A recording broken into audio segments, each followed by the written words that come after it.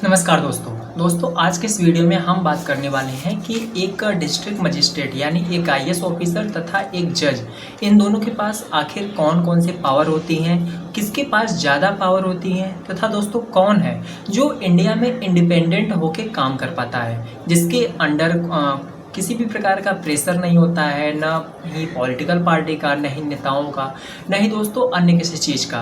तो दोस्तों आज के इस वीडियो में हम इन्हीं टॉपिक पे बात करने वाले हैं। सबसे पहले दोस्तों हम जान लेते हैं कि आप एक आईएएस ऑफिसर कैसे बन सकते हैं। दोस्तों इसके लिए एक एग्ज़ाम होता है यूपीएससी का, यूनियन पब्लिक सर्विस कमीशन, जो कि 3 चरणों में होता है, प्री मेंस तथा इंटरव्यू। अगर दोस्तों आप यह तीनों चरण पार कर पाते हैं, तीनों चरण को क्वालिफाई करते हैं, तो आपको एज ए डिस्ट्रिक्ट मजिस्ट्रेट बनाया जाता है, आपको एक जिले का हेड बनाया जाता है, जो कि दोस्तों इंडिया का एक टफेस्ट एग्ज़ाम भी माना जाता है। और यह बहुत बड़ी पोस्ट होती है, बहुत बड़ी रिस्पॉन्सिबिलिटी होती है कि आप as a district magistrate, as a collector एक डिस्ट्रिक्ट में काम कर रहे हैं। अब दोस्तों हम बात करते हैं कि आप एक जज कैसे बन सकते हैं। दोस्तों हर स्टेट अपना अलग अलग जुडिशरी एग्जाम लेता है, जैसे कि राजस्थान में आरजेएस हो गया, दिल्ली में डीजीएस, एमपी सीजे हो गया, एमपी में, यूपी का दोस्तों हो गया। दोस्तों हर स्टेट अलग अलग एग्जाम लेती है और इसमें भी 3 चरण होते हैं, प्री मेंस तथा इंटरव्यू। अगर आप तीनों चरण क्वालिफाई कर पाते हैं तो आपको उस स्टेट में एज ए जज, एज जुडिशियल मजिस्ट्रेट, एज ए सिविल जज आपको पोस्टिंग मिलती है। तथा दोस्तों और कई भी रास्ते होते हैं जज बनने के, जो मैंने पिछली वीडियो में डिफाइन किया था। अगर आपने नहीं देखा है तो डिस्क्रिप्शन बॉक्स में लिंक है, आप जाके देख सकते हैं। दोस्तों हम बात करते हैं कि जुडिशरी का जो सिलेबस होता है, यह बहुत ही बड़ा सिलेबस होता है, बहुत ही वास्ट होता है, बहुत सारे एक्ट होते हैं। अगर आप खुद से ये सारे एक्ट कंप्लीट करने लगे तो बहुत मुश्किल है कि आप एज ए जज बन पाए, क्योंकि बहुत सारे सेक्शन है, बहुत इंपॉर्टेंट है, बहुत नहीं इंपॉर्टेंट है। आपको कौन सा पढ़ना है, कौन सा नहीं, एक स्टार्टिंग लेवल का एस्पिरेंट ये नहीं समझ पाते। दोस्तों यहाँ पे हम रिकमेंड करने वाले हैं आप सभी को पीडब्ल्यू जुडिशरी वाला के बैच की, दोस्तों जिसके मार्गदर्शन में कई बच्चों ने अपने मंजिल को प्राप्त किया है। इस टाइम टीचर डे के उपलक्ष्य में इनके सारे कोर्सेज पर 72% ऑफ चल रहे हैं। जैसे कि यहाँ पे इनका बैच चलता है जस्टिस जुडिशरी फाउंडेशन बैच, जिसका प्राइस था पहले 50,000, अब ये घटकर हो चुका है 17,999। तथा दोस्तों अभियोजन एपीयू बैच भी रन हो रहे हैं राजस्थान और बिहार के लिए, जिसका पहले का प्राइस था 10,000 और अब ये घट के हो चुका है 4,499। तथा दोस्तों गुजरात और छत्तीसगढ़ के टेस्ट सीरीज की भी बैच रन हो रही है, जिसके पहले की प्राइस थी 9,999, अभी आपको मिल जाएगी 3,499 रुपये में।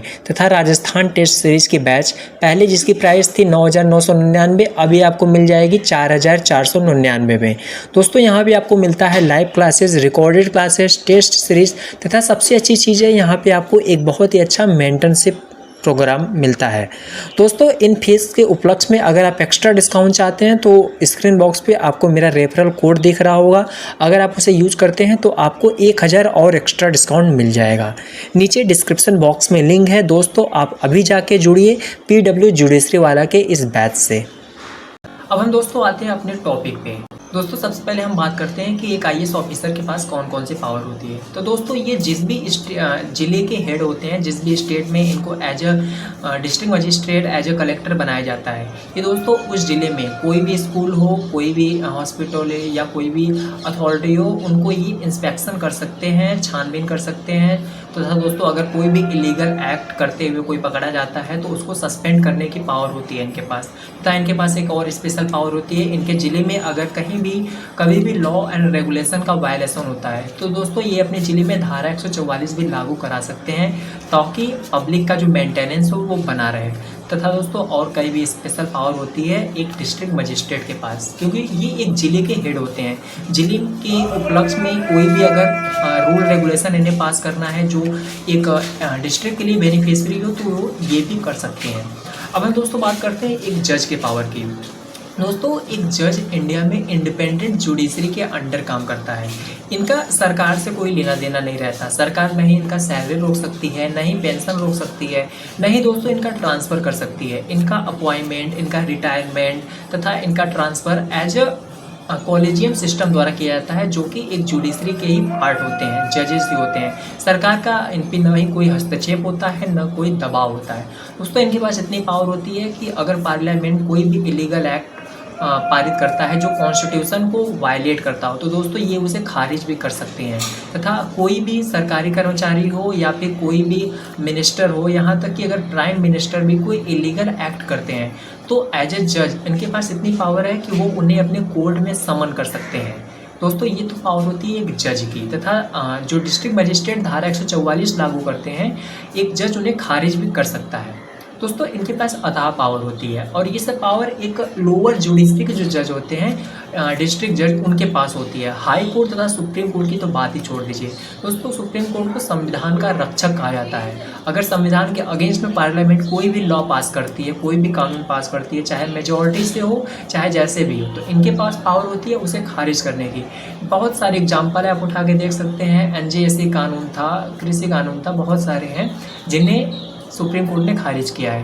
दोस्तों उम्मीद है अब समझ गए होंगे कि एक डिस्ट्रिक्ट मजिस्ट्रेट तथा एक जज, इन दोनों में कौन ज़्यादा पावरफुल होते हैं। वैसे तो दोनों अपने आप में बहुत बड़ी पोस्ट होती हैं, दोनों के पास अपने अपने पावर होते हैं, लेकिन ऐसे देखा जाए तो एज ए जज आपके पास ज़्यादा पावर होती है, क्योंकि दोस्तों आपके ऊपर कोई भी दबाव नहीं होता, न ही सरकार का, न ही पॉलिटिकल पार्टी होगा, नहीं किसी और चीज़ का।